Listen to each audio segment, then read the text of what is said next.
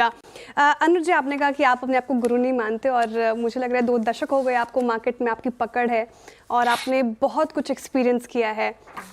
एक गुरु मंत्र अपने एक्सपीरियंस से अगर आप देना चाहें तो वो क्या होगा? बिल्कुल, एक पूछा आपने, मैं 7 बता देता हूँ। ठीक है, देखिए, सबसे पहला स्क्रीन को रिस्पेक्ट करें। स्क्रीन गलत नहीं बोलती है। अगर मार्केट में आप एक व्यू लेके आएँ कि अच्छी खबर है, स्टॉक चलना चाहिए, लेकिन अगर स्टॉक गिर रहा है तो कुछ गड़बड़ है। दूसरा, रिटेल के लिए स्टॉप लॉस बहुत ज़रूरी है। बहुत लोग कहते हैं कि स्टॉप लॉस मतलब श्योर लॉस, बिल्कुल, लेकिन स्टॉप लॉस लगाएं, हाँ, लॉजिकल स्टॉप लॉस लगाएं, मॉनिटरी स्टॉप लॉस नहीं। तीसरा, प्रॉफिट को कैरी करें और लॉस को कट करें। चौथा, मार्केट को कभी भी कसीनो ना बनाएं, एक खेल का मैदान समझें।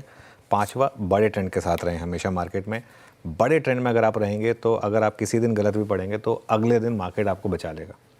ये समझना बहुत ज़रूरी होता है। छठा, जो प्रमोटर आपको लगे कि आपका पैसा बनाने से ज़्यादा अपना पैसा बनाने में इंटरेस्टेड है, उसकी कंपनी से दूर रहें, चाहे किसी भी वैल्यूएशन पे मिल रही हो, चाहे कूड़े के भाव पे मिल रही हो। और सातवां, चैरिटी ज़रूर करें। आई थिंक ये एक चीज़ है जो आपको अपनी इनकम से तो करनी चाहिए, लेकिन ट्रेडिंग इनकम से तो बिल्कुल करनी चाहिए। लेकिन एक इन्वेस्टमेंट ऐसा सर जिसने आपको बहुत कुछ सिखाया हो, तो वो इन्वेस्टमेंट क्या होगा?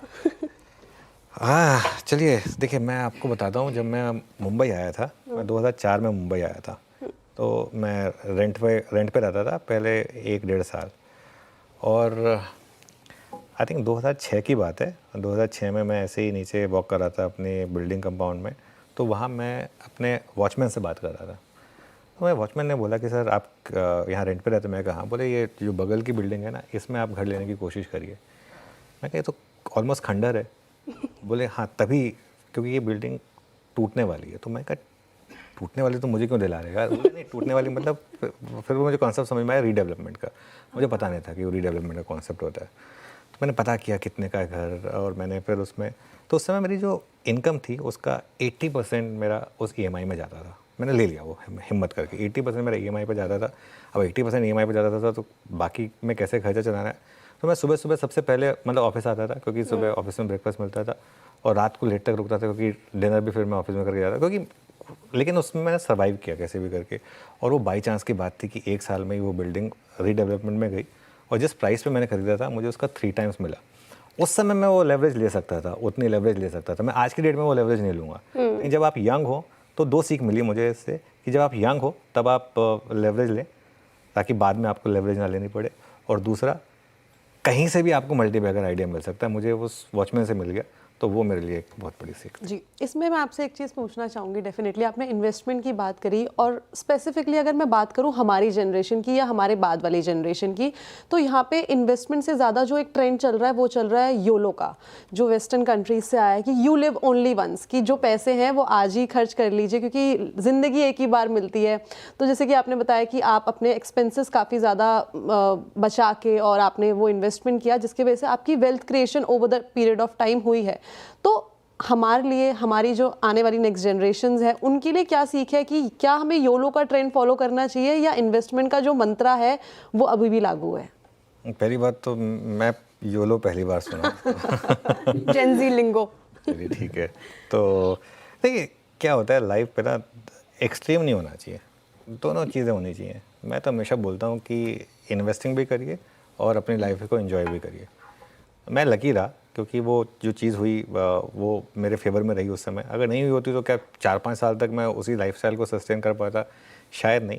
तो देखिए, इसका कोई स्ट्रेट आंसर नहीं है, लेकिन दोनों चीज़ों पर फोकस होना चाहिए। इन्वेस्टमेंट पर भी फोकस होना चाहिए, कंजम्पशन पर भी फोकस चाहिए। एक चीज़ जो मैंने सीखी है ना, वो ये है कि हम नॉर्मली क्या करते हैं कि हमारी सेविंग्स जो होती है, that is income minus expenses.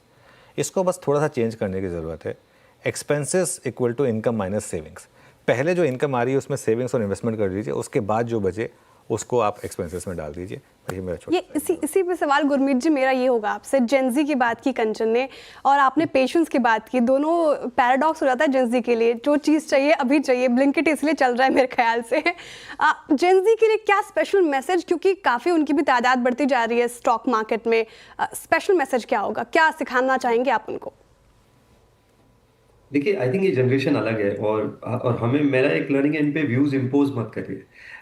इनके व्यूज के हिसाब से अपने आप को आप ढालिए। ठीक है, हमें हमें हमें उनको कंटिन्यूसली गाइड करना है, बिकॉज ये प्रेजेंट में बिलीव करते हैं, स्पेंडिंग में बिलीव करते हैं। हम एक कैंपेन रन करते थे एक जमाने में, एक उसकी इंग्लिश कोट है, पे योरसेल्फ फर्स्ट, जो अनुज ने बोला, खुद को पे करो। पहले आप खुद को पे करो कि आप, और बाकी आप, जैसे आप 100 रुपीज है, पहले आप खुद को 20 रुपीज पे करो या 30 रुपीज पे करो, उसको इन्वेस्ट करो, और बाकी पे आप उसको एक्सपेंड करो। हमारी जनरेशन ने एक गलती और करी, हम ओवर इन्वेस्ट करते गए, शायद कुछ कुछ ना कुछ पार्ट्स में उतना नहीं। तो आई थिंक एक बैलेंस, जो अनुज ने बोला, जरूरी है। सेकंड, जो हमें उनको एक चीज बहुत बड़ा मैसेज देना है कि लोन लेके शॉर्ट टर्म कंजम्पशन ना करें।